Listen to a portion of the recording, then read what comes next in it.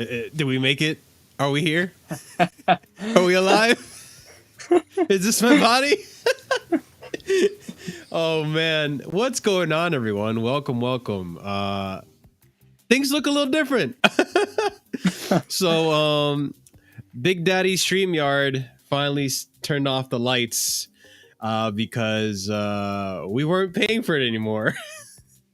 So yeah, listen guys, KH No Filter fam, anyone watching this in the future, anyone watching this in the past,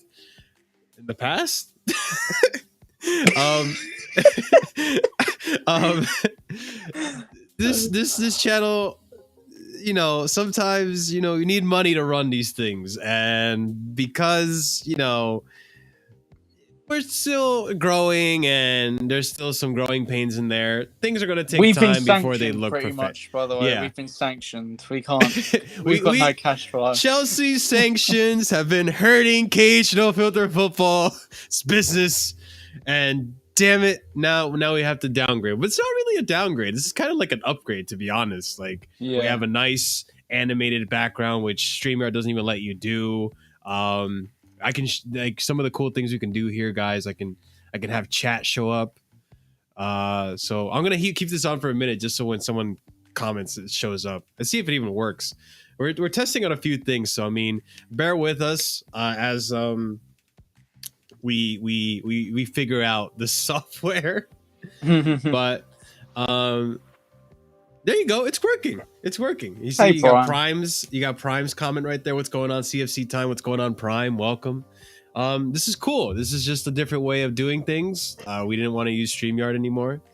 And I can also show the comments here. How does this look? There you go. Oh. There you go. Well, at least you'll get a pay rise, Marshall. I mean, you can't really sack someone that's not employed at the moment, so. I don't know if that's an insult or a compliment. I mean, it's kind of just being honest. So you're a free agent right now, right? Yeah, I'm a free agent. Yeah. Oh, and there we go. We can hide the message here. Yeah, so we're moving over to this service because it's just better, and we got some music in the background. If you guys like the music, let me know. We're just testing out some stuff here and seeing how it works. The link above that's pinned to the YouTube chat is the link to get onto this this conference call. What is this called? The stream. So it's the same thing as StreamYard. You click on the link, you set up your camera and all that stuff, and then you're in here in the call, and we'll let you in towards the last quarter of the call, or sooner, depending on how the stream goes. But before we continue, Will, how are you, man? I'm doing good. I'm it's nice to be here. Sort of like a new era a little bit, but sort of not. Yeah, seriously, sort of a new chapter. Time. Yeah, a new chapter. Let's put out all the cheesy sayings. So a new leaf, a new chapter, whatever you want to call it. But yeah, it's nice to be back. It's nice to be back. A new owner. Yeah. Yeah, there you go. Hopefully we get an owner of Chelsea as much as Marshall cares about this channel. Yeah, so. There you go. I wasn't sure where you were gonna go with that one, Will, and I was kind of nervous. I'm like, what are you trying to say about me, man? But yeah, it's nice that you're doing good, man. By the way, guys, my name is Marshall DBDX. Just get the the daily shit out of the way. Make sure you smash the like button. If you would like to keep the lights on in this studio, send a super chat. Let us know what you think. We do read super chats out loud on screen, and it changes the discussion. Sometimes we actually do. Sometimes people send super chats, and Will can attest to this, and we completely veer off topic to what they were talking about and debate the super chat. So it's a cool, engaging way to get your voice on the stream. So that option is available for you guys. You can subscribe to the channel if you haven't already subscribed to the channel. If you're watching this in the future, because I know some of you guys, talk about you, Jose. I don't know Jose does. Someone named Jose. I'm talking about you. I know you'd like to watch this in the future, so make sure you leave a comment down below. Let me know what your thoughts are. If you couldn't make it to the stream, that's your way of doing it. And yeah, I think that's everything. Oh yeah, check out the links in the description. My Discord is on there, my YouTube as well if you want to see my other content on my YouTube channel, and my links as well. I have a band, I run this channel, I run my own channel, and I have a Patreon. I have a bunch of other stuff that you guys can check out in the description below. Make sure you do that drop down menu, read what's in there, and check it out.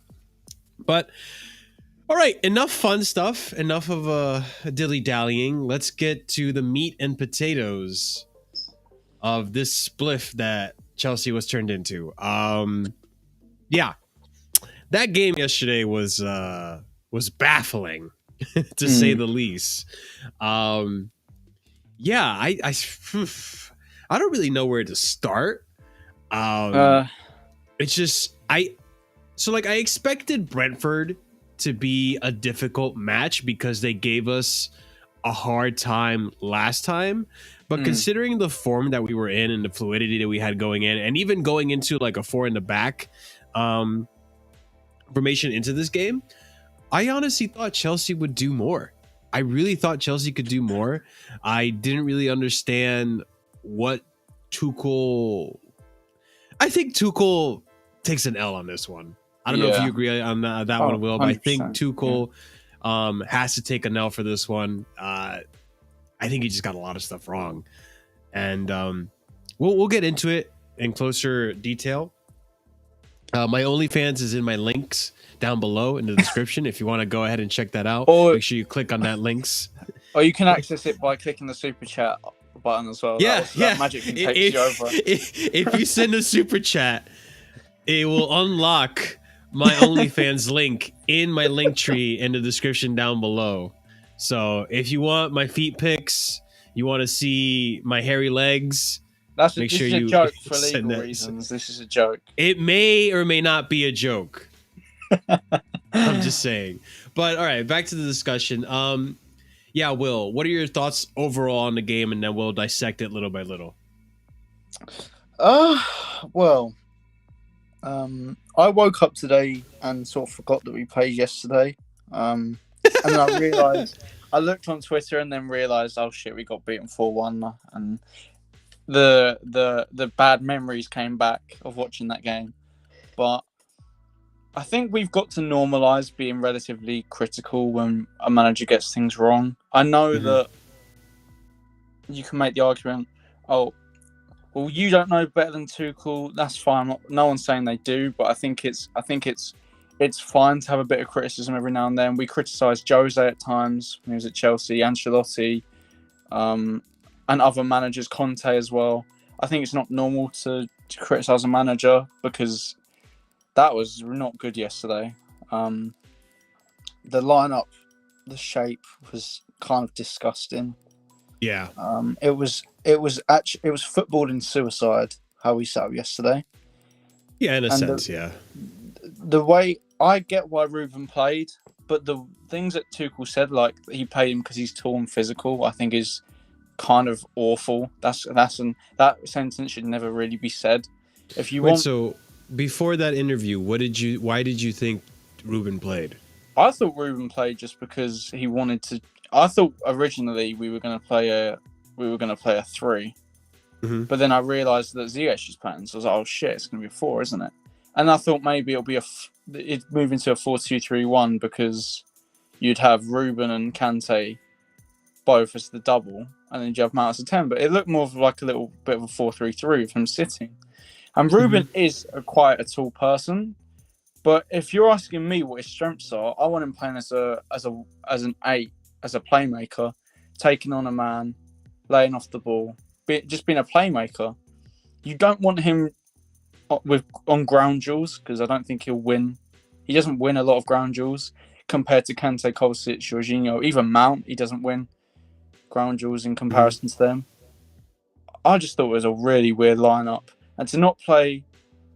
I don't care what people say when they say Pulisic came back a bit late. I think when Pulisic is in that much of a good form, you can't worry about his injuries or you can't worry about him getting injured. You've got to play him. If he's in this good form and you can pick him or a Werner that's literally said that he doesn't think the way we play suits him in Germany, then you've got to play Pulisic. You've got to.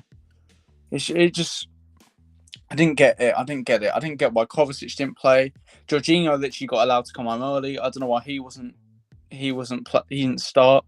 I think against Brentford it makes sense to start him. Yeah, it was just an absolute nightmare of a game. It might be the worst Kante performance I've ever seen. Which I don't want to. I just thought it was shocking. Yeah, I thought he was awful. But it's not. I don't really want to go too hard on the players because we know how they can react, and it's just about how they react. No one's going to care about this game if we beat Real Madrid. So we just got to hope that Tuchel gets it right on the big occasion. I think so we talked about how Ruben playing and all that stuff. I think part of me largely thinks that Tuchel was saving his best players for Real Madrid, or at least the best midfield for Real Madrid, because you have to, like, even though last season we played against Real Madrid and we got a result, you gotta still respect the fact that it's Modric, you got Cruz and Casemiro, and they're still very competent midfielders in their own right. But you know, we saw the 4-3-3 with Ruben as a DM and Conte and Mason alongside him, and I agree with you in the sense that Conte had a very bad performance. I feel like he was just absent that game. Like, I mean, him and Mount, I felt were Mount less than Conte, but I felt they were so absent from the game. They really didn't do much at all. I mean, Mount had some opportunities on goal and you know, made some runs here and there, but overall he didn't make that much of an impact. Conte was not at his. There was one Conte on that pitch, not three. Yeah, not the like we're used to. Yeah, there's the Conte triplets were not there. That was not working, and Ruben just. It was almost like Ruben didn't play. Ruben and Timo. It was almost like both of them didn't even play the game. Midfield just didn't play. I'm convinced our midfield didn't play. We were joking before the stream. We were talking, and I was telling Will, basically that Brentford game was Chelsea wingbacks FC. It was just all of our attack, all of our moves, all of our plays basically came through the wingbacks. There's nothing came from the midfield, and I feel bad for Ruben because I understand that Ruben isn't playing his preferred position. I understand that DM isn't necessarily the position he likes to play, or that he does play. I mean, he could do a job, but against a team like Brentford, I feel like I can't help but feel that Tuchel kind of underestimated them for some reason. I don't know, because do you know what this game also almost showed me a little bit? All these people that want to go and spend 100 million, 150 million on a DM, I'm not even going to say his name because we know what DM we're talking about. And I'm not judging the quality of that certain DM, but people were saying, "Oh, we need to get in Declan Rice, or we need to get in Tchouaméni," and I'm thinking to myself, what does Rice add to this game in particular? We have to have most of the ball. We need a specialist ball player. This just proved to me that without the two specialist ball players that we have, we look shit against teams that like to hit us on the counter. I mean, can I make a counter argument to that? Yeah, of course. I feel that if Rice were in the position, and look, I'm not advocating for Declan. I think most of you who are longtime viewers of the channel know that I'm not the biggest Declan fan, especially at the price point that he's a good player. But he's a good player, but I just don't think he's worth the 100 mil, 120 mil that West Ham want. But even then, like, I still prefer, even if the prices were the same, I would still probably prefer Tchouaméni over Declan. But that's just my preference.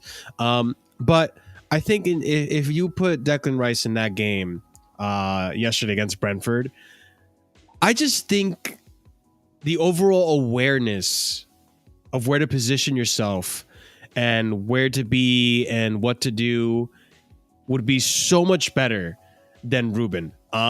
At times, I watched Ruben play, and it's just like he didn't know what to do. Will, he was just like there was I specifically, and I say yesterday. I watched a little bit of the game yesterday, and I actually watched it again today before stream. But there were times where, like, there was this one play where Kova was making a run into the midfield, and you just saw Ruben just get in Kova's way. And it's just like, Ruben, what are you doing, bro? Like, get out of his way. And then, of course, Kovac just lost the ball.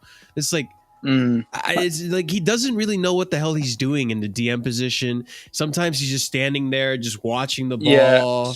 Yeah, I think I think I sort of worded what I wanted to say wrong. Actually, I think I sort of worded it wrong. Of course, Rice would be better as a DM than Ruben, of course, like in that game. But I don't think on the ball we would improve much in that game. I don't think in possession we would improve. I think we might not lose the game 4-1. I don't think we'd lose the game 4-1. I think we'd still probably lose. I think maybe we lose 2-1 or draw, which is still not really good.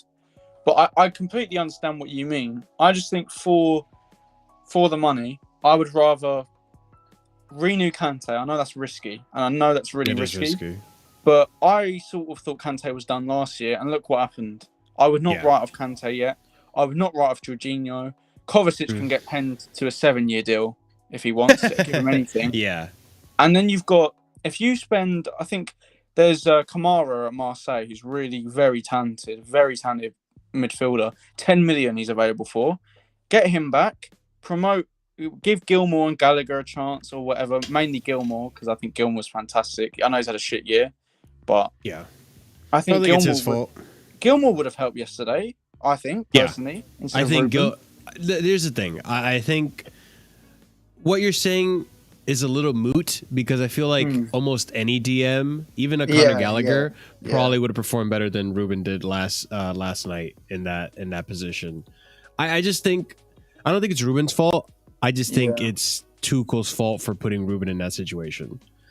You know, it's just, even the announcer said it, like he's seen games where Ruben plays as an attacking player in Crystal Palace, and that was his best position. And you know, in this team, to be in an attacking position is really tough. I much would have preferred if Conte was the lone DM and Ruben and Mount were the traveling eights. You know, I would have hated it either way, but I would have hated it less. Yeah, I would have said it. I would have hated it less. That is true, DJ Sav. Big up DJ Sav. He is available on a free in the summer, Kamara. He is. Free in the summer. Thank you. I forgot about that. I mean, yeah, he is.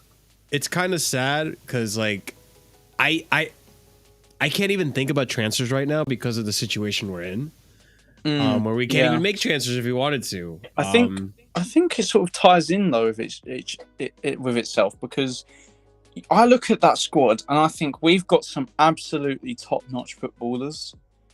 And then I feel like some of our fans sort of favour players that probably aren't as good as I'm not saying that there's no one in our squad that I out and out actually think is shit. Maybe Barkley and Alonso.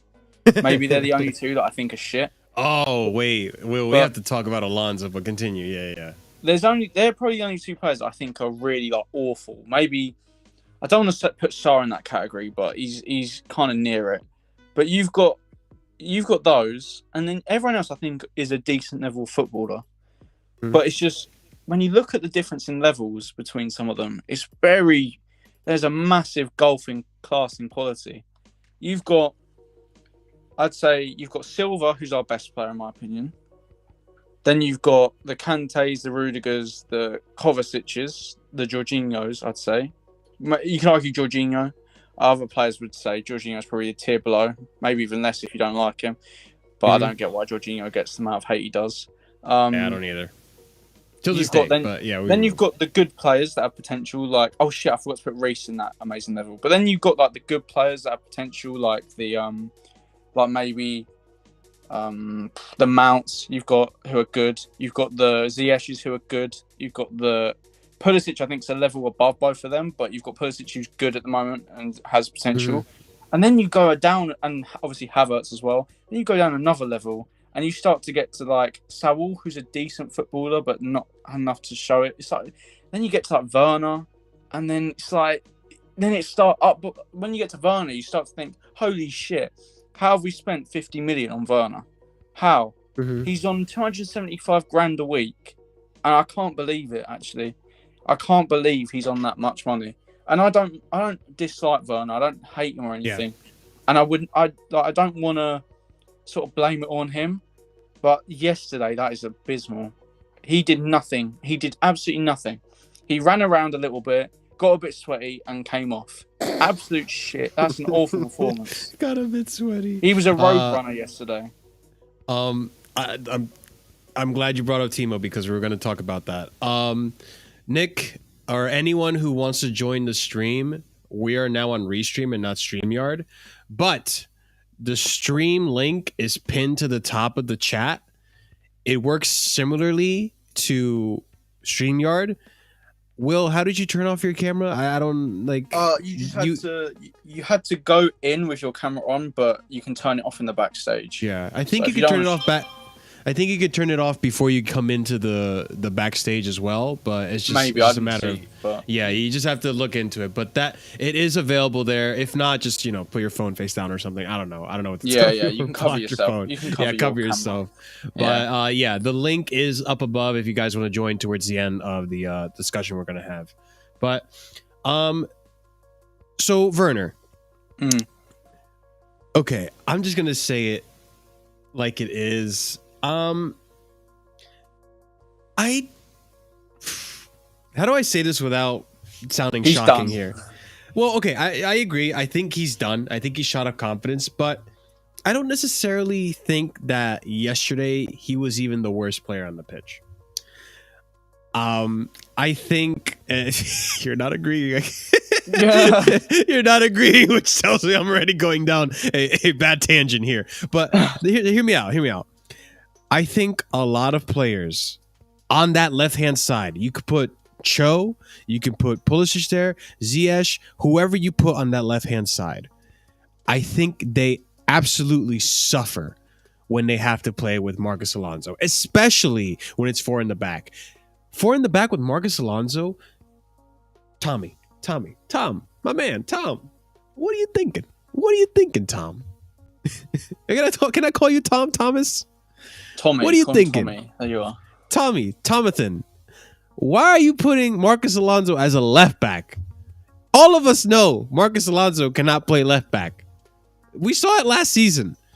He cannot play left back. He can play left wing back decently, but oh my God, the abysmal performance that Marcos Alonso had at left back yesterday reminded me. You know what happened yesterday, that game? It gave me fucking PTSD of West Bromwich Albion last year. I just thought Pereira was gonna come in with his new and improved Brentford kit and just start banging in goals. Except his name wasn't Pereira, his name was Janelt. And Bumo Janelt. Those are the guys that decided to fucking have a doozy with us. Yeah. But Marcos Alonso was absolutely useless that game. He got taken off at 55 minutes for Reece James. I'm not saying Reece James is a bad player. I said that in a weird way. But position for position. We had Reece James play left back because Marcus was so bad at left back. So I get the criticism about Timo. Timo, he didn't really do much. Like from the very get-go, he was getting bullied off the ball, which I was like, whoa, bro. Come on. You've been in the Premier League for how long you don't know to get physical with the ball already? Come on.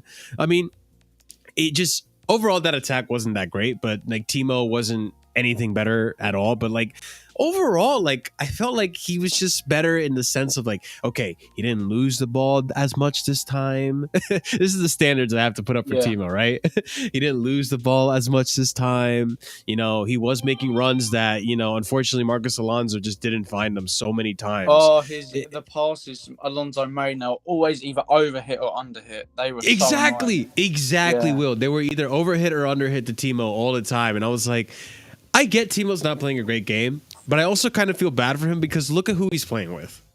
Marcos Alonso. Like, it's just like, there was even times where like Marcos Alonso wasn't like, I just don't think he's competent enough to play left back because he can't make the runs that he needs to make and also be defensive. Like there was times where like the ball would just get to the other side after a brilliant play from Ziyech or something, and like Marcos Alonso is still in midfield where it's like, Mark, you should be there. Or like when Timo would come back and Marcos Alonso was not an option. It's it's just I can't believe that's where you've got to get to the point with Alonso. And I actually don't dislike Alonso as a well, I can't really say as a person. I'll be honest with you, Will. Marcus Alonso has grown on me a little bit this season, yeah, but not by very much. Yeah, but I actually really used to like him, and I think if he left in 2018, he would probably be remembered well. But he's just not good anymore. He's not been good for a few years. For about 4 years, he's not really been good. He needs to go, unfortunately, for him. And I would rather play a youth player. I don't care if they're well known. I'd rather play a youth player than Alonso. Lewis Hall, I'm not really impressed by him, but I'd rather it be Lewis Hall. I'd rather play Lewis Hall than him. And I think Lewis Hall isn't great. I think he's a decent young player who can probably be sold on for a little bit. But sell him. Honestly, we need to be really more smart with how we invest. We really need to be more smart because we've got to a point where we are overspending on players that we either hear that other teams are interested in or they've got good goals and assists. That can't be the case anymore. We've got to evolve. We've got to scout differently. We've got to have a very clear balance of data and watching players play. You see what Liverpool have done in recent years. They remodeled. They evolved. They fully went the data route with obviously their director of football. They have as Michael Edwards is fantastic as well, and let's actually go through Liverpool signings since Klopp. Go for it. Mane, actually, Fabinho, they went to Monaco and bought the right DM. They didn't buy Bakayoko. They bought the right DM. They bought Fabinho. Mane, Salah. I think Firmino was a little bit before. But they got Jota, Diaz. Was Matip? Alisson. Matip, Alisson, Van Dijk, Robertson, Tsimikas. Like, come on, Thiago. Like, come on, man. They just you've got to change. You've got to change. You can't just spend 200 million on certain names anymore. Honestly, I would be more happy with us. Do you know what? In the summer, if we can be confident in his health, I don't care if we go and get Christian Eriksen for 10, 15 million. I don't care. I honestly don't care because he's experienced, he's a great creator, and he can score, and he's cheap. They're the sort of signs we should go for. I'm not saying go out and sign Eriksen, but I would not be sad if we went and signed a player like an Eriksen, an experienced creator, a left back that's not as necessarily as well known, or for example like a Grimaldo from Benfica, who's wanted to leave that club for how many years, has been in and out of the Spain team, wanting a chance. In right back, go to set up scouting networks in different countries. You've seen what City have done. They've bought clubs in, I think, Australia, USA, in Brazil, and in Saudi Arabia, I think, as well. And they literally pick apart the best players from those countries because they're knowledgeable on players in those countries because they actually watch them and they invest in it. Money is important, but like it's not the be all and end all with recruitment. That's true. Well, let me ask you this then. This is a little off topic, but regardless, it's still Chelsea. Prior to the sanctioning and all that stuff, Roman was rumored to be looking for another sporting director. How do you feel? Do you feel like that should be one of the important things that I guess these new owners mention when they say what they're going to do when they come here? And how do you feel that the progress of that is going to be now? Like, I personally feel that it's probably hindered now that Roman's going to leave. Like, we might look for another sporting director. We might not. I think the priorities are a little different for Chelsea with the new owner, depending on who it is. I think everyone's priority is redeveloping the stadium. It might be that and then renegotiating contracts. But the sporting director part, I don't know. I don't know how that's going to happen now. I mean, I think Michael Edwards is even Liverpool. You could go and get him. You could go and get Michael Edwards. But yeah, I know you could. But I guess what I'm asking you is like, how do you feel that like the new owners are going to come in and prioritize that? The Ricketts won't, I don't think. But I think we'll get to the would. Ricketts. We'll get to the Ricketts. I think Bowley would. I think Bowley's already sort of spoken about that, or he's been briefing journalists about that. They've already got footballing people in the consortium, so I've got a bad feeling that the Ricketts are going to win, and because I honestly think if they were going to give it to Bowley, it would already be wrapped up. I think Bowley's very eager to get this done. He's been interested in buying a football club in London for about 4 years. I think it would be done. I think it would be like wrapped up. I think it'd maybe not be announced, but it'll be all but announced. But I just really hope. I honestly, these owners' priorities have just got to be smart. I don't care if we put in 50 million a summer, but we buy an excellent player who can be good for now and long term. I don't care, because you can over windows you can build a squad slowly. Obviously, we don't want it to be super slow, but just invest more in Chelsea, in what we are, the youth academy. Invest more in that, make it better. Invest in other places around the world, because there's more ways to making your squad more sustainable and making the company of Chelsea more sustainable than just spending 200 millions on players that don't work together. Just build a spine. Yeah, I mean, I would argue we do kind of have a spine now. We just don't have necessarily the very best depth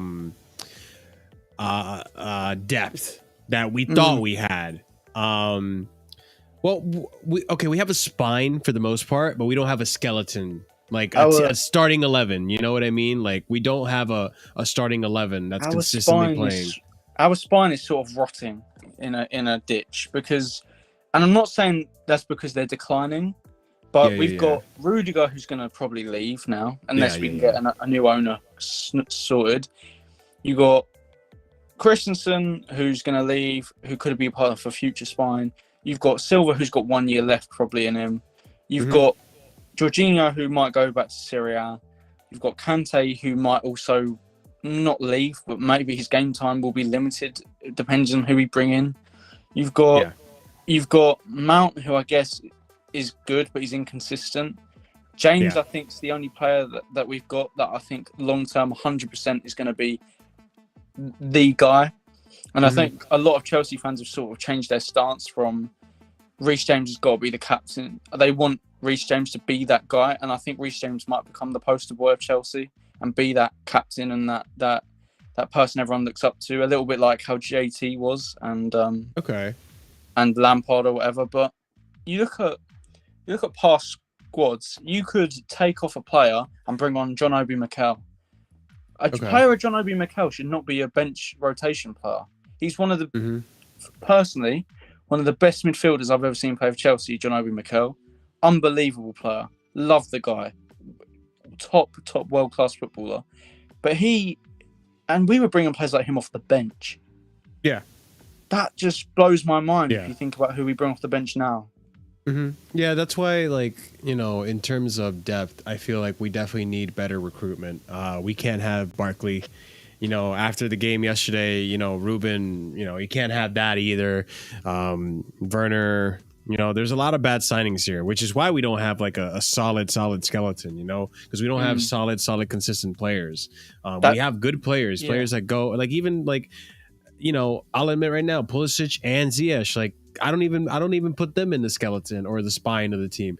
Kai Havertz, arguably, if he stays as well as he's been playing lately.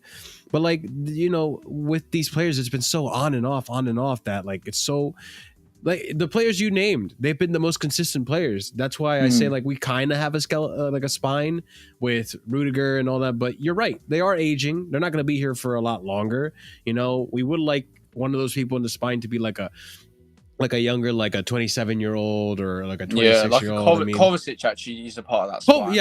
Kova, you could say Perfect is that example. player. Yeah. Perfect example of, like, I would love for him to sign for the rest of his career to stay here if he's going to play the way he's playing now. He's only gotten better since. As well. Chilwell also could, you know, Reece could as well, you know. If Mason becomes consistent, he could. Yeah, exactly. Know?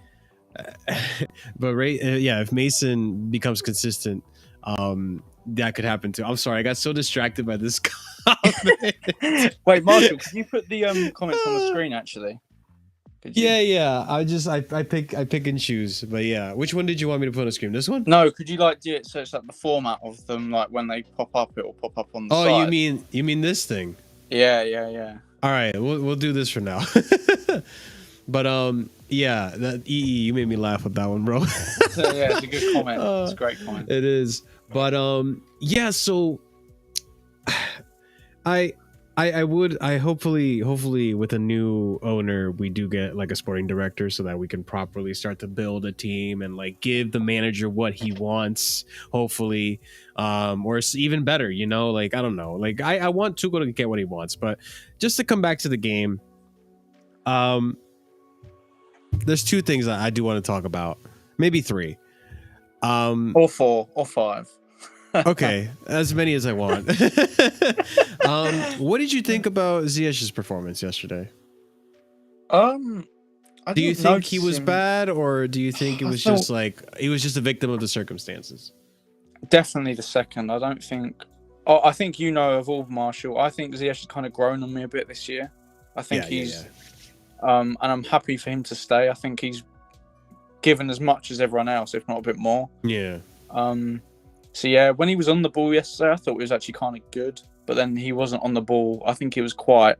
I don't think he got the ball enough in good areas, especially. I thought he was just all right. I can't really blame him for anything in particular.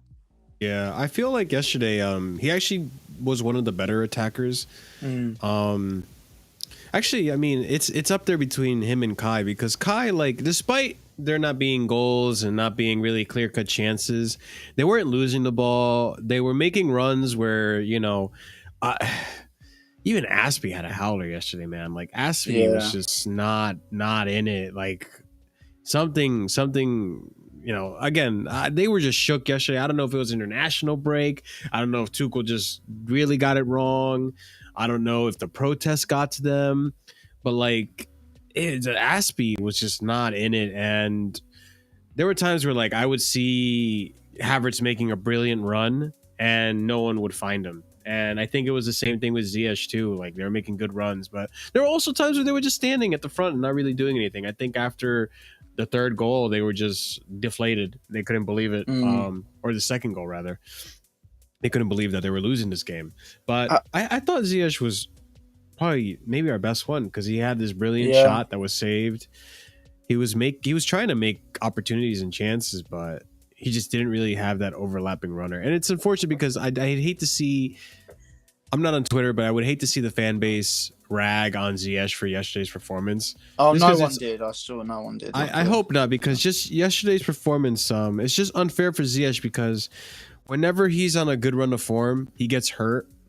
And he was able to come back sooner than when he did, but unfortunately, Tuchel just didn't play him. And you can't expect a player to put on a 10 out of 10 performance after not having played for a while on their first game back, you know? So I think it's unfair for Ziyech to have to undergo that, but we'll see how it goes. I mean, he played decently yesterday. It wasn't like terrible. It wasn't a shocking performance. Our defense in general was just abysmal. You know, I couldn't believe what was going on between Marcus Alonso and Aspie. Aspie usually never drops a howler like that. But the other person I wanted to talk about was Kai. What did you think about Havertz? Similar to Ziyech, just very quiet, not very influential, but not influential in a bad way either. I thought he was just really average. I can't lie. I thought he was just not a problem as such, but just not very good. Definitely didn't hinder us, but he, you know, unfortunately he had the handball, the double handball, where you know it was taken back, you know, because it was a handball. It was a clear handball, but you know that goal got. He wasn't very back. clinical, was he? I guess. I also think Chelsea in general weren't clinical. I felt like there was so many opportunities that we could have gotten a goal, and either Conte wouldn't shoot, or like Havertz missed wide, or you know Lukaku wasn't quick enough, or you know Werner. There was times yesterday, and don't get me wrong, as much as I kind of defended Werner earlier, he was frustrating me sometimes, because there were some times where if he had just ran 100% towards the ball, he probably would have maintained possession. But instead, he kind of half-assed, and as a result, we didn't get a play. You know, there was this one play where Havertz played the ball through for him, and he didn't pick up the pace towards the end until towards like halfway there. Like, you know, he kind of just gave up on it. If we're gonna play, we got to play it at 100%. You got to play it like every game. You have to play it like a Champions League final. Otherwise, like, you know, how do you expect to win? I was just thinking to myself, actually, I think we are literally the opposite of Tottenham. In these small games, we are kind of complacent, but then the big games, you turn up when it matters. And I guess it's better to be that way than to not turn up in the big games. But I just, you know, we just got to be a bit more consistent. Yeah. Because I mean, you don't win leagues without that. You don't win leagues. You do need the consistency 100%. And I guess I wanted to ask you too. It's about time Rudiger got that goal, huh? Oh, it's a shame. It's a shame it happened yesterday. Out of all the moments. But yeah, I guess I'm glad he got it. I love the goal. It's just unfortunate because I feel like it's slightly overshadowed by the fact that we got battered 4-1-4. So I just love that man. I love Rudiger so much. He's one of my and one of my favorites. You know what? Now that we're talking about Rudiger and we were talking about transfers before, I do want to mention this. I feel like Tuchel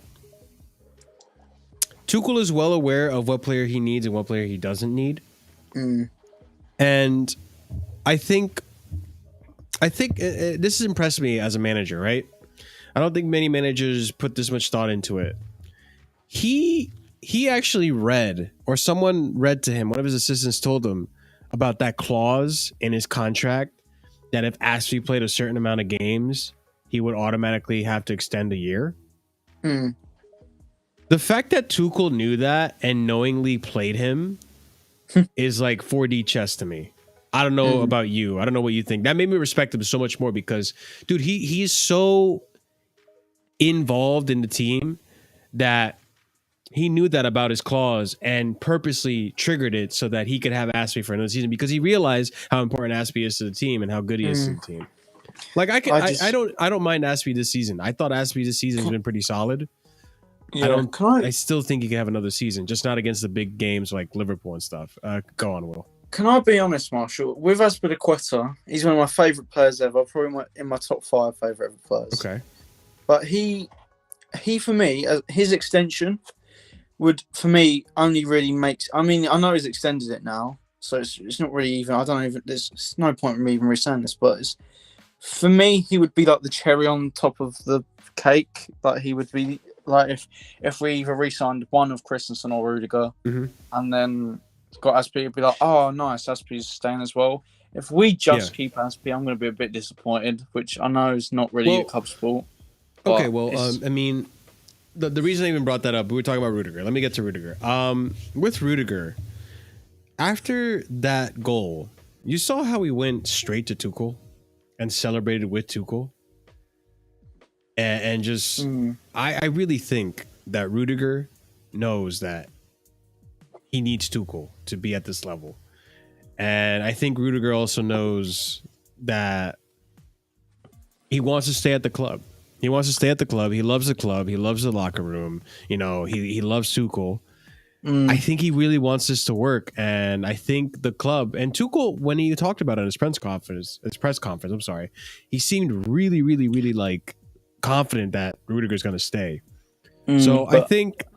I think right now with the sanctions and stuff, and we're going to get a new owner. Apparently, the new owner is going to be announced April 16th or something like that. Yeah, April 18th or something 18th. Like that. Yeah, it's one of those teenth numbers. But I think once we get the new owner thing done, I think Rudiger's waiting for that to happen. And hopefully, if all goes well, we don't get the Ricketts. We get like a Todd Bowley or whoever. If we get the Ricketts, I think. Yeah, he might. I think him and a few players will leave if we get the Ricketts. But I genuinely think that he's gonna stay. He'll resign. They'll give him a deal that's close to what he wants, and I think he will resign because he has kids here too. I don't think he wants to leave England, so I'm confident that Rudiger will stay, and the cherry on top will be Aspie. I think with Rudiger as well. I think the only part I disagree with you is Mhm. I don't think this is actually what you meant, but it might just be how I've interpreted it. You said that Okay. obviously he needs Tuchel to perform the way he is. I think is what you meant, like he needs a manager like Tuchel, like to sort of put faith in him, or do you mean he actually needs literally Tuchel? I think he literally needs Tuchel because I don't think Hasenhüttl, not Hasenhüttl. Who's the Nagelsmann one for or Bayern? Nagelsmann. Thank Xavi. you. I don't think a Nagelsmann or a Xavi or I whoever don't are know, gonna get the man. best out of him like Tuchel has. I think he really suits Bayern Munich. Actually, I can't lie. I think he suits Real Madrid as well. Barcelona, I don't know, Maybe. but Guys. oh, Anyways, well, what's going lovely on, Kai? Kai for putting that in. Welcome, Kai. Let's just read this one. Hello, people. I'm drunk as shit and saw a guy who looks like Jesus, and this girl beat me at billiards. That sounds like a personal problem, Kai. Yeah. Oh man, welcome, Kai. Welcome back, brother. But what were you saying? Well, I'm sorry. I was saying You could say he fits Bayern and Real Real Madrid for Madrid sure. I even. don't know if he suits. I don't know if he suits Barcelona. Mhm. I think Christensen suits Yeah. Barcelona more because you've got at Barcelona, you've got Arujo, who looks phenomenal this season. And Araujo, but I understood who you talked about. yeah, okay, sorry, yeah, but you've Arugula. got Okay, yeah. you've got. I'm just gonna keep calling him Arujo because that's just how I've been pronouncing it for Carrasco and all that stuff. Jesus, you have you have a knack of calling players their Hispanic names. But you've obviously got Mhm. Arujo and I don't care if I pronounce his name wrong. Yeah, But go for it. you've got Arujo and I think Christensen, and you look at that partnership for Barcelona. I think Mhm. that partnership actually scares me a little bit. Not as in Yeah. it's bad, as I mean it looks really good for Barcelona, and Mhm. they look like they're just going to come back. They honestly, Yeah. them and Real Madrid. Like you got Real Madrid, you look at their bench, Real Madrid, and they've got one thing I was going to mention earlier. What worries me about Real Madrid is if we saw Ancelotti do this in the second leg against PSG, if something's not going right, he can just bring on Camavinga instead of Casemiro or Valverde to add a bit more pace in that midfield, and it literally changed the game. And I'm a little bit worried about going against Ancelotti because I know a lot of people shit on him. I don't really know why. He's one of the best managers ever. True. Yes, his football's not as entertaining anymore. But we of all people should know how good Ancelotti can be. And I'm just a bit, I think. But anyway, back to Rudiger because that was a bit of a. I think he suits a lot of teams that want him. But yeah, if Asby stays, I'm happy. Don't get me wrong. I don't want to sound like a little brat or something, saying, "Oh, I'll be disappointed if he stays." Of course, I'm happy if he stays, but like it'll be like one step forward, two steps back if we lose Rudiger Christensen or Christensen, yeah, or both, or could be both, sadly. Or both, yeah. Hopefully not both. That would be pretty bad. I do not. That'd be like that. a kick in the nuts times 8. Yeah, pretty much. Yeah, that would be pretty bad. So yeah, hopefully that doesn't happen. 15 of you guys watching, make sure you smash that like button. I'm gonna go ahead and start bringing in some people. We have our first guest, Prime. Let's see, how do I do this? Oh, here we go. There you go, Prime. What's going on, man? Welcome to the stream. What are you saying, bro? What do you got to say? How you been, first of all? You guys hear me? There you go. Yeah, we can hear you. We can hear you. Yeah. Well, depression really kicking my ass this year, but it's fine. Honestly, the struggle is real, man. I think you're not alone, man. We're making it, bro. We're making it. We got this. You're here. You're on the channel. You're beautiful. Your wonderful Chelsea Football Club went down in glory yesterday. What'd you think about that, man?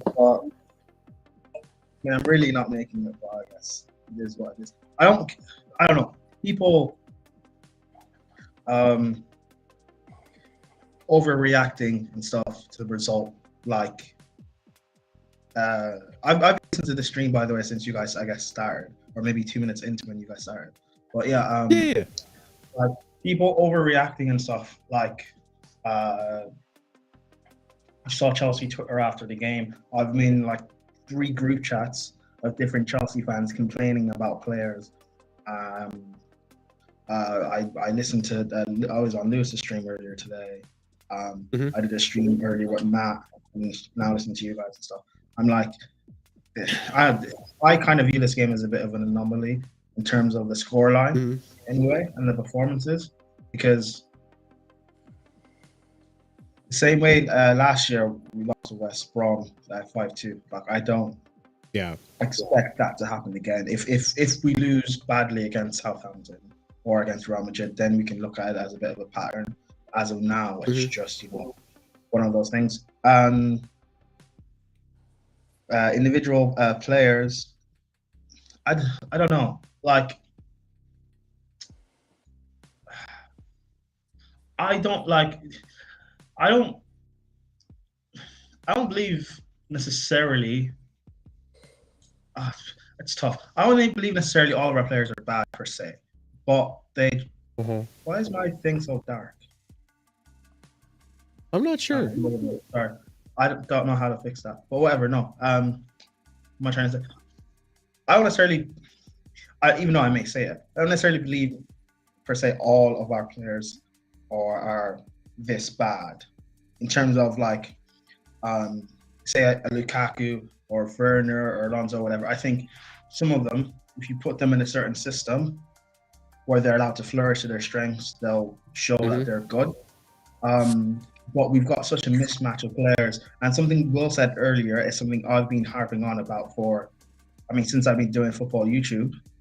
And even earlier before that. In fact, we don't have a director of football, meaning we spend, and our scouts we do have are very bad. The fact that we spend stupid money. Like in the summer, we all said we needed a goal scorer. We all said we needed a striker. But in reality, if Havertz is the center of point, then we really need a goal scorer, like an inside forward. An experienced one, preferably, to take the weight off the shoulders of Havertz and Mount and Pulisic. But we ended up buying Lukaku, who is an experienced goal scorer, by the way. He may not be a brilliant all-round footballer, but like, we bring him in, but he doesn't suit the way we play, which means we then need to play to his strengths. We don't play to his strengths, so it's a waste of 100 mil.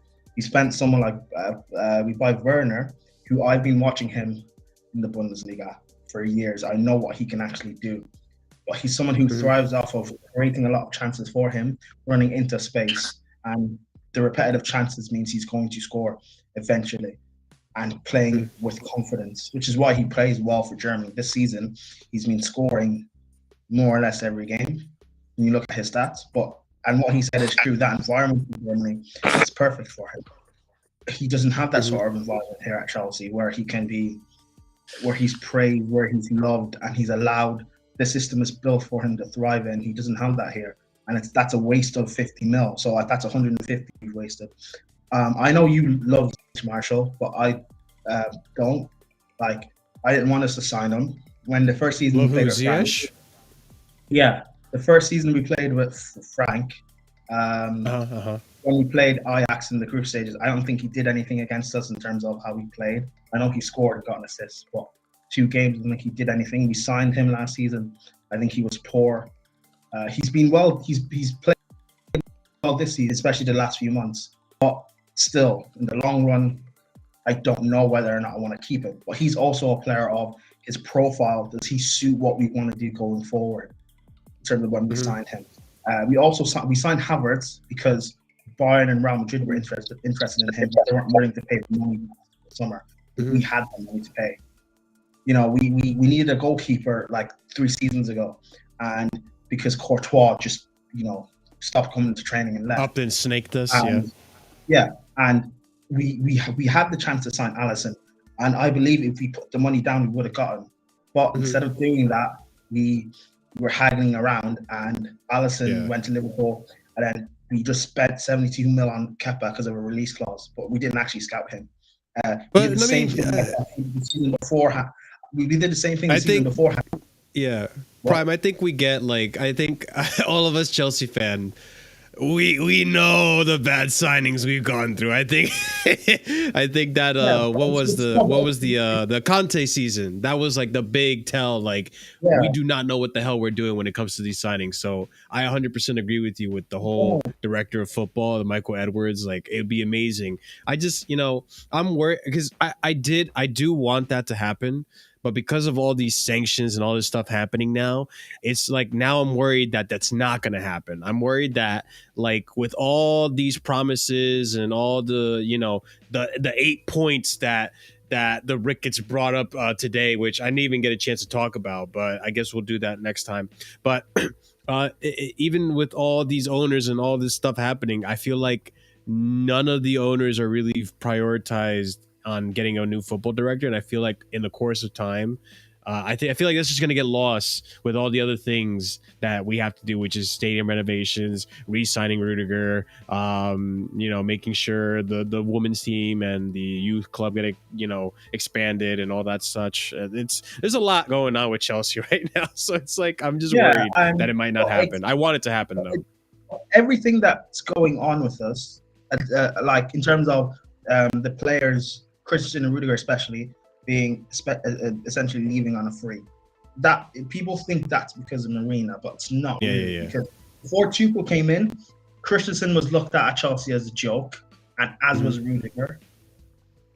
Like and which I guess kind of makes sense why we didn't necessarily force in a contract renewal upon them. It was the thing of you guys aren't really playing well anyways. Frank doesn't really want you. That's fine. You want. If we had a director of football in, they probably would have tied down those contracts because we may not rate them, but some teams in Europe do. I think in Frank's first season, Pep was looking at Christensen, so they must be rated somewhere, even though they're not playing well. So maybe tie them down and we can get like 20, 25, 30 mil out of them, but we didn't. And now we're in this sort of we're in this mess. And when Tuchel eventually gets sacked next season or the season after, like what are we going to do? Are we going to hire Simeone because he'll be available? He plays a completely different way. And now again, I don't have a problem with Simeone. I rate him, but like we need an ethos in how we play. Like once Pep eventually leaves City, they're going to get someone who plays that similar sort of style. They'll get a Nagelsmann or they'll get a Ten Hag or whoever. Liverpool will do similar. Like we're a mess, and how we are ran. Are we much better ran than Man United? And in terms of we don't have a director of football and we spend stupid money. We are more financially run because simply we don't make as much money and as much bad signings. They've got like 9-10 players in the dead squad. That's why I said we are kind of like them. Again, like we are like them, but they are a little bit more than us. They are more shit players than us. I know they are a lot worse than us. I know they were a lot worse than us, but I can see similarities where we would spend stupid money on players that we may not necessarily need if we. Like David said this during the summer, if we can't get Haaland, I would rather we don't sign a striker and continue using Havertz, Werner, Pulisic, Mount, etc. for another season, and then we end up buying Haaland this summer coming, or we scout properly and buy another striker. City would have done that. Remember when when we got in Sarri, and with that Sarri deal we got Jorginho. City wanted Jorginho, Pep wanted him. They didn't get him. They waited a whole year later to buy Rodri because they scouted him. City wanted Harry Maguire. Don't really know why per se, but they wanted Harry Maguire. Pep waited another year or 2 years to sign Ruben Diaz.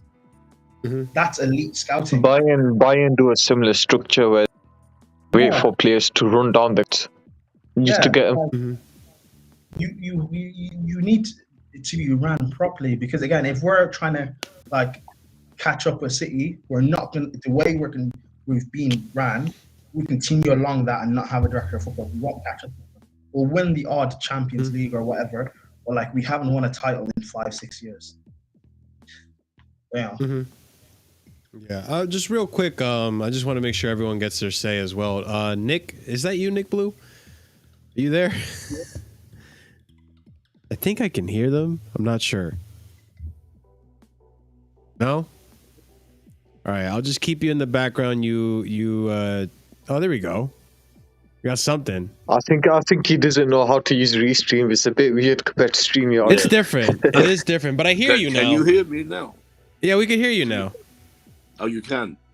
Yep. Right. I'm in the dark room. That's why you don't have my... Yeah, anyway, leave it dark. Yeah, I have a lot of fortune. Go for it, Nick.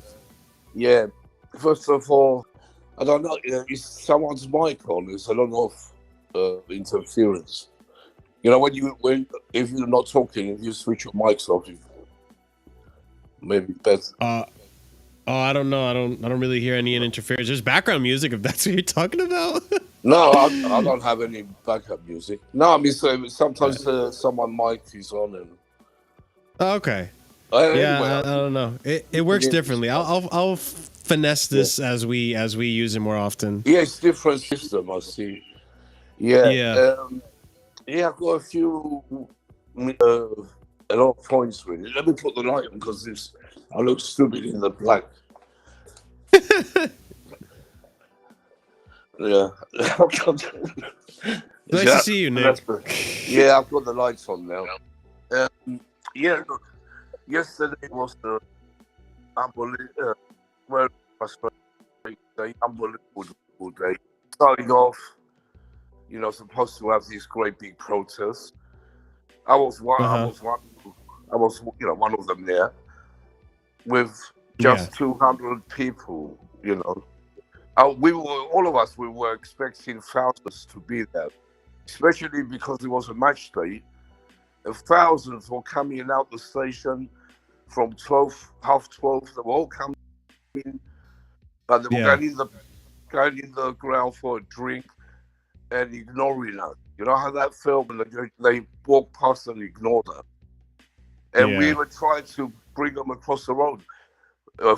Me and someone else, we asked them to come and join us. This is for Chelsea Football Club. And we can't have this. Unfortunate. But they didn't. Yeah, I heard a lot of people. I heard there weren't nearly as many people as it seemed like they were going to be with the. Marshall was 200, the most 200. Yeah, and wow, that's not a lot at all. No, it wasn't. But all the reporters were there. Sky News was there. Matt Long, the rest of them. They were all there, taking it down. We had some important news channel. We had Jonas was there, Matisse was there, Jem and Mo from Blue Lounge. But the thing is, for many people, the Shedden, who were, talking a lot on Twitter, get do this, get the Ricketts out, tag Ricketts out, all this rubbish. They didn't turn up, not one of them. That really disappointed me. And they're supposed to have this great big banner. They were going to put, showing, take up in the shed, a great big banner, say no to the Ricketts. There was no banners or nothing. The only banner there was, it was me holding that banner with my teeth from the Olympics. And I was holding that for half an hour. I wasn't scared of the stewards. The stewards, he did say to me, you're not supposed to do that because I said, why? He said, because we've been advised to not allow banners. I put it under my seat. I sat on it. When the players come out, I took it out and showed it. It's just, he didn't do nothing to me. So why was the rest of the shed and the rest of the crowd, ashamed or scared to show banners? I don't understand that.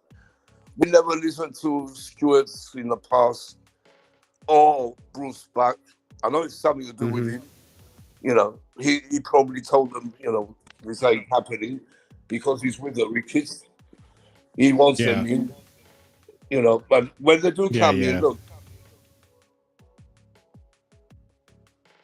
Oh, did we lose you? Good things now. Oh, there we go. We hear you now. But when they come in after, they might do what they say, rebuild the bridge and that, and make the women's team the same, keep everything the same. That's what they're saying. But but after 3-4 years, they'll be joining our club because they're there for the money, not to give money away like Roman did. They're going to take every penny out of the club, and we're going to end up like a middle table team or relegation team. Yeah, I could see that because that's one thing that I see with the Ricketts, with the Ricketts. I can definitely see them. And the match, the match was so 40,000. They'll can you hear me? take the club. We make more loud and clear. We can hear you, Kai. outside the ground than the whole 40,000. Yeah, I feel like the Ricketts are just gonna find an opportunity to make profit off the club and sell it as soon as they can. That's another reason they didn't play, because the fans weren't on it. Yeah. The fans make a big difference for the team. When when we all start singing and backing them, it makes a big difference. And they always show up at place. We didn't have that yesterday. It was really strange atmosphere. Never experienced it in my life. Yeah, I was pretty shocked. I was pretty shocked to hear about all Even that. when we were in the second division, struggling at the bottom, there was about 9,000 fans. Nick is like my uncle. He tells a story, man. I was there because I knew I missed the game. Yeah. And we made so much noise. Nick, can you hear me, Nick? 25,000. 9,000. Nick, can you hear me? It gets to me, because I don't think you can hear me. yeah, it gets to me. Am I muted? Hassan, Yeah. Wait, Nick, Nick, crowd, real quick. Nick played rubbish. Brentford, He's trying to finish it. Yeah, Brentford, they outplayed us. To tell the truth, they were very good. But we're the cause. Tuchel got it wrong as well. But the main cause was the crowd. I blame the crowd for the loss. Yeah, but I mean, that's an interesting take. It's not really a choice because a lot of them can't come, Yeah, that's what I have to say for that, really. Yeah, it is unfortunate. Kai, what's going on, man? You're on an escapade right now, bro. Bro, I'm on my way. I'm on my way back home. I met with this lovely person. He's got more quiet. So Nick, I think you muted us. Yeah. Or Hassan, you talk to him. He can hear you. I think you muted them. Just join back in. But can you guys hear me? Can you guys hear me, Ramadi? Yeah, I can hear you, Kai. We can hear you, Nick, Kai. Just Nick can't hear us. Yeah, Nick is like my uncle now. He tells a story, man. No, I love Nick's stories though, but he wasn't. He just didn't hear anything we were saying. We can hear you, Nick. That's the thing. We can hear anybody speak. I'll go back in the chat for now. Yeah. There you go. Take it over, boys. Yeah. Have a good one, Nick. But hey, Marshall. By the way, Marshall, I love what you've done with the place, man. Like this foreign music in the background, man. So relaxing, man. Bro, they finally gave me the option, so I was able to use it. I'm just testing things out. This is like a new toy for me. I cleaned up a little, Kai. I moved some furniture. Play the violin music, man. It's like Marshall. It's like the Ellen's show now, It's Ellen DeGeneres, Chelsea Unfiltered. This channel went from trying to make sure Kai doesn't say something that get cancelled to now, it's PC. This is the PC version. Oh, no, it's PC. I don't even know, bro. PC version, man. Try to be PC. I don't really know. Try. This is not KH filtered. KH filtered football. Yeah. But Kai, talk to me, bro. How you been, man? What's going on with you? And what's going on with Chelsea, man? What'd you think of the game yesterday? Did you watch it? Hey, man, life is good, man. I have a month free because I got sacked yesterday, but I have a new job coming in May. Oh, so that's good, lovely. Man. Why is everyone struggling? I'm struggling. You got Prime struggling. You got Kai struggling all of a sudden. I'm not, bro. I'm not. First of all, boys. I have inheritance. I've never struggled financially in my life. Thank God, yeah. And I have a better job coming in May, so I'm just gonna take it. But about Chelsea, for the best. Yeah, Chelsea. I told these guys. They told me, "Oh, Mason Mount is a midfielder. If Mason Mount is a midfielder, I'm a bowl of soup, bro." That guy has positioning. I don't understand. Where is that? ideology that he's a midfielder. He doesn't have the best positioning. He doesn't have the best awareness and discipline. And it showed yesterday. Like you were seeing, like how they were just splitting the midfield. And it's not only him; it's Ruben Loftus-Cheek as well. And I could blame it on Ruben Loftus-Cheek, but he's not really a DM, right? He doesn't have the positional awareness to be a DM or a 6 or a 6.5, sure. whatever we play right now. You could see it yesterday, 100%. But yeah, it's disappointing, man. Because like, I get Tuchel is going through a divorce and all that crap, but like we could have had a chance to keep up with City and Liverpool, because it doesn't look like it doesn't look like they it doesn't are look like it's gonna happen now. yeah, it doesn't look like anything is gonna happen now, and it's just, and I'm worried because Spurs have been on fire lately, and so are Arsenal. I don't want us to lose top 4 in the last minute. Well, and I just don't know. Is it really the right time for him to experiment right now with these retards in midfield? Well, it's really the time. Well, the thing is, the way I see it, Kai, is I feel that Tuchel put out a lineup to conserve his best lineup for Real Madrid. Why though? But he wants to beat Real Madrid. But Real Madrid I think he wants to prioritize trophies over top 4. I don't know. I think he wants to play. Well, okay. First of all, I think he's defending Jorginho because Jorginho's emotional right now after getting knocked out the way he got knocked out of the World Cup. But not only that, but I think he wants to save Kova's legs and Conte's legs for Kova's 27 or 26, bro. He's not like in his 30. He can play, man. I'm actually more worried about like Kova being rusty when we play Real Madrid rather than him being like not fresh. I don't understand this, man. The way Chelsea are playing this season, man, everyone's dropping like flies, man. He's getting a lot of injuries, though. I get that. I get that, the injuries and stuff, but we haven't. For me, I haven't been impressed with any. Like when the season started, I've been impressed with us. But the last 2 or 3 months, we have been so off and up. Like I'm not convinced with Chelsea at all lately. It doesn't help. All that crash, the Alpha Products crap that is surrounding us, doesn't help us either. Like we have Dumb and Dumber trying to buy the club, man. Like you don't know who's. People are talking about this boy, whatever his name is. Like he is, like because he was good at the Dodge or whatever he managed. That's completely different. Like he's gonna go like, oh, when is the draft gonna come? It's like, motherfucker, we don't have drafts here, bro. We buy players. There's transfers. So I don't know how is that gonna work. I'm it's gonna be like I'm worried, Lukaku's salary caps one. What? I'm worried, bro. I'm honestly, like even when I watch Chelsea right now, I can't even enjoy it. I don't know how to explain. I'm not even enjoying the match because I don't know what the future holds. I don't know what season's gonna hold for us. Yeah, I don't know. it's gonna be interesting.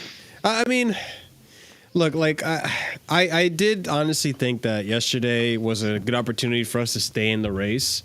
Well, I mean, I thought we were out of the race, but we saw that Man City can bleed, so I was like, let's take advantage of that, see if we can at least compete, But it capitulated. I don't think Mason Mount was necessarily the issue. I don't think Werner was necessarily the issue. I just think our defense was so for me, like just Aspie and Marcus Alonso were so that midfield was bad. the issue. Cover much. Every counter that. Yeah, but people blame Jorginho for it, which is the funniest thing. The funny thing is, he is. Kai is right. It was the players that we picked, man. Loftus-Cheek is not 6. Yeah, you rather put Ross Barkley there. That's the same thing, shit, man. But like the reason I even say that though is because like I make the joke, but it honestly felt like we were only advancing the ball forward through the wings. We weren't using the midfield because the midfield was essentially useless. Other than Conte, you had Mount. You had Mount make some opportunities, but it wasn't that great. Conte had a horrible game for me. Yeah, Conte had a horrible. Conte had a howler of a game. Mount had, he was okay. He wasn't anything phenomenal. Like, again, like, I'm not here to bash on really any player. I thought Timo didn't play shit.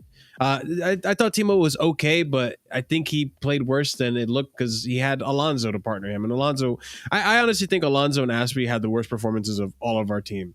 Even Mendy to a certain extent. Mendy was having howler after howler in that first part too. Like, what was that pass you were trying to give back to Rudiger? And Like, it was just, I think the team was just shook. I don't know if the international break really got to them or something. You know how those breaks sometimes make or break us as a team. We saw what happened. Honestly, it was around this time last year. We came back from international break and West Bromwich Albion fucking walloped us. So. Hey, fucking hell, man. It was the wrong time for Rudiger's goal to go in, man. That should have been the Real Madrid goal, man. Yeah, that should have been our Real Madrid, man. It really should have, yeah. I agree. Yeah, it was talk about like shitty timing to make that goal. Oh my god. I mean, I don't disagree, Pink Mist. Timo, I think Timo's out of this club. I really do. I don't think he's gonna stay. It's not that I don't want him to stay. I would love for him to stay, but I'm also trying to win trophies and not be a charity. So, listen, sorry, Marshall, we're not a therapy for strikers, man. We never give therapies. We're a graveyard for them. It's make or break for their career, man. But it's gonna be shit, man. I think the whole uncertainty around Chelsea is gonna be dark, man. These next 6 months, depending on who our owner is. a lot of the people. I know I don't want to mix politics with football, but let's be honest. A lot of them fund the UK in terms of the Conservatives, the Tories, Boris Johnson's parties. That's why I feel like I don't think Roman has a say, really. I think he's more as a advisor, but I think he does have a say, Hassan. But the Real group, it seems like they're looking for the one who's going to pay the highest percentage. You know what I mean? Yeah, because Kai, they were saying a week ago, right? They were saying the highest bid is not going to necessarily win, but now they might be leaning towards the Ricketts, because apparently the Ricketts are joining a consortium, and they're the highest bidders. So I don't know, man. Maybe money talks, maybe isn't. But knowing our UK government and how greedy and shameless they are, they're going to take the highest bidder. But it's just the wrong time for Roman to leave, because we needed a massive rebuild. Yeah, and we'll Roman's the only guy I trust, because let's be honest, which other owner's going to do as big a rebuild as Roman would have at the end of the season? Let's see what happens.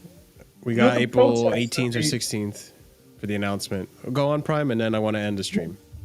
Oh, sorry, bro. The protest. No, go ahead. As well. Like, if it does end up being the Ricketts, like, I don't know. Is that the best way to like get on a good foot with them? In terms, like, for example, in terms of like, even if they're bad owners, trying to get them to like fall in love with our club, so that they end up like spending and caring for us. Like, Prime. I think Prime. I understand why people are protesting. Yeah, I don't want them either. Yeah. If it ends up being them, like, this doesn't really make the best relationship. All I'll say, Prime, is like, Hassan, let me just say this, and then I would just end the stream. All I'll say, Prime, is that like I think I get what you're saying, but I think the Ricketts are not the people to try to appease and try to have them fall in love with the club. I think the way they see the club from their point of view is that they want to invest in it, get a little bit of profit, and then sell it away to someone else and make the money. I think they see it as a business asset, and that's all. I don't think, even if the Chelsea fan base was nice to them and welcomed them with open arms and whatnot, I don't think their attitude for the club would change whatsoever. But I mean, at the end of the day too, if you live in the UK, if you were available to be at that protest and you did not want the Ricketts to be there, but you weren't at the protest, then if they do get voted in, you can't even be upset. You can't come here and tell me, oh, the Ricketts should be out. Look, you had the option to protest. And unfortunately, not that many people showed up. There were more people at the protest for the European Super League than they were for this one, which is upsetting to me, because it's like, okay, this whole time we've been talking about saying no to racism, taking a knee and all this stuff, and I think with this protest, and I'm looking at this at a much bigger scale than it maybe is, but with this protest, it just makes it seem like we just took a step backwards now. Like, if you really wanted to, put a foot down to like racism and all that stuff, and you don't want these Ricketts in, then you should have been at that protest if you were able to be at the protest. If you were off of work, if you were at home, just doing nothing, if you were going to be at the game regardless, The fact that there were Chelsea fans in attendance that were going to be at the game and they didn't protest, they just went straight to the game and just had their drinks. That is upsetting to me. But it is what it is. I'm sure we'll have like a separate stream to talk about this whole Ricketts situation because we're gonna have more updates next week. But yeah, guys, that's been the stream today. Thank you everyone for coming in. Thank you Prime, Hassan, Kai, Nick, and everyone that came in. Will, thank you for co-hosting with me today. I hope you guys like the more new and improved look to the stream. We'll be doing this from now on. I hope you guys can get used to the way. We had a few technical difficulties with coming in and all that stuff, but you guys will get used to it. It's not that complicated. But before we end, I did want to say we have a poll here that we did at that 37 votes, and the majority of you guys said that we need to reinvest in the midfield. The midfield is what needs to be reinvested in come the summer. So let's hope that happens. Let's see what happens. But thank you guys so much for coming in. Make sure you smash that like button. Leave a comment down below if you're watching in the future. Subscribe if you're brand new to the channel. Check out the links in the description, which is the Discord, my channel, and all my other links to all my other content as well. We'll be back here again next Sunday for another Chelsea Unfiltered show. Same time, same place. And I hope you guys have a wonderful rest of your night. We'll catch